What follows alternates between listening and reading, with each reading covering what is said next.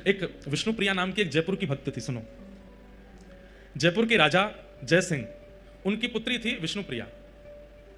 और वो विष्णुप्रिया बचपन से ही कृष्ण भक्त थी। जयपुर के राजघराने में ये प्रथा रही कि वे सब लोग ठाकुर जी के भक्त रहे, इसलिए श्री गोविंद देव जी भी जयपुर आ गए, गोपीनाथ जी भी जयपुर आ गए, मदन मोहन जी भी जयपुर आ गए। ये जयपुर वाले हैं इसलिए ताली बजा रहे हैं। जयपुर दूसरा वृंदावन है।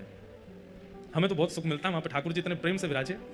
तो जयपुर के राजा जयसिंह, उनकी पुत्री विष्णुप्रिया ठाकुर जी की परम भक्ति थी। लेकिन विष्णुप्रिया ने एक दिन सत्संग में जगन्नाथ रस कथा सुनी, और जब जगन्नाथ जी के बारे में विष्णुप्रिया ने सुना तो इतनी भावना उनकी जुड़ गई महाप्रभु जगन्नाथ जी से। अब तो वे अनुचरों को भेजने लगे, दर्शन करने भी गई, जगन्नाथ जी का दर्शन करके आनंदित हो गई। वो पद है ना, मेरो मन गिरधर छवि पे अटक्यो, ऐसे विष्णुप्रिया के साथ हुआ। वो जब महाप्रभु जगन्नाथ जी का दर्शन करने आई तो मेरो मन जगन्नाथ में अटको। वो जगन्नाथ जी की ऐसी प्रिय हो गई कि उन्हें महाप्रभु जगन्नाथ जी की याद आती रहती थी।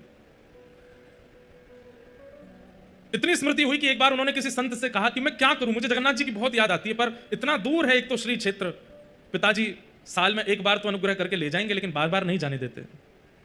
तो किसी संत ने कहा, नित्य ही कोई ना कोई जगन्नाथपुरी जाता है, आप पत्र लिख करके जगन्नाथपुरी भेजो।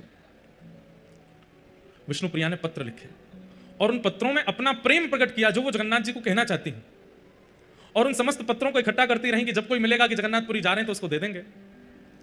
तब राजा ने अपने ही एक सेवक को आज्ञा की कि हमारा बहुत मन हो रहा है कि महाप्रसाद का भोग आवे जगन्नाथपुरी से, तुम जगन्नाथपुरी जाओ और वहां से महाप्रसाद लेके आओ।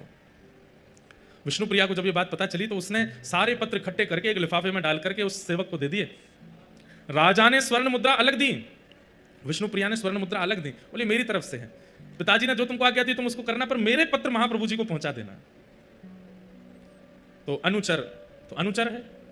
स्वर्ण मुद्रा लेने के बाद चल रहा था घोड़े पर बैठ करके, थोड़ी देर बाद लगा बहुत भार हो गया है, देखूं क्या क्या सामग्री ऐसी जो काम की नहीं उनको फेंक दूं। उसने वो पत्र निकाला, खूब सारे पत्र थे। एक दो पत्र पढ़ा तो जोर जोर से हंसने लगा, ये भगवान तो पूजने की वस्तु है, ये क्या प्रेम पत्र जैसे लिख दिए। और वो पत्र वहीं फेंक दिए बीच मार्ग में, और अनुचर निकल पड़ा जगन्नाथ जी की यात्रा के लिए। जैसे ही वो जगन्नाथपुरी पहुंचा, कहते हैं रात भर उसको नींद नहीं आई। क्यों नींद नहीं आई? कि वो तो जगन्नाथपुरी आ गया, लेकिन महाप्रभु जी जिन पत्रों की प्रतीक्षा कर रहे थे वो पत्र लेकर के नहीं आए। महाप्रभु जी को नींद नहीं आ रही है कि मेरे पत्र आए होंगे, कहां है वो, अभी तक नहीं दिए इसने।